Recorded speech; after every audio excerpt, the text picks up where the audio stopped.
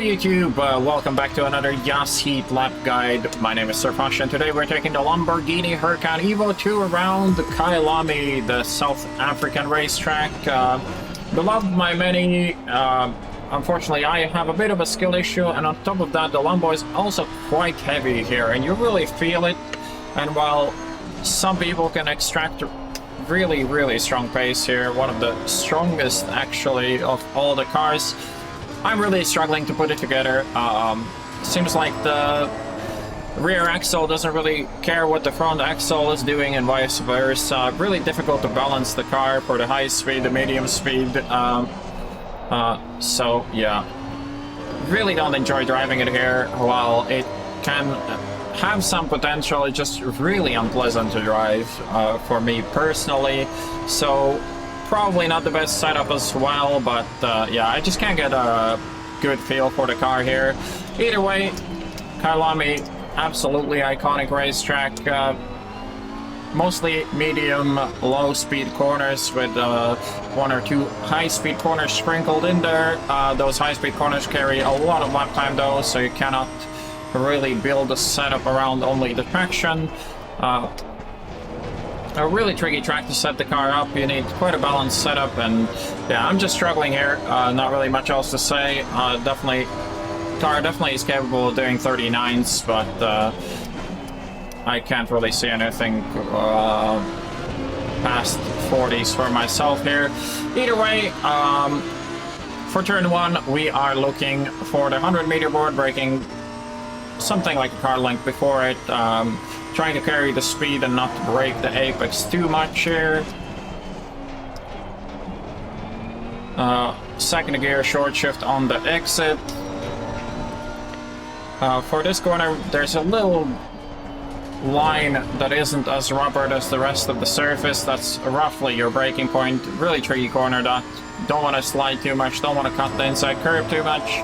Here we're braking just at the end of the curb, and then on power, usually you can go around the midpoint. Here we're braking just at a 50-meter board, and also want to go on power early, of course.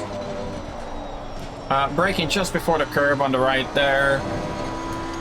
Little left on the transition, and then for this corner the A-pillar is blocking the marshal post. You can brake when you see the marshals under the Fanatec banner.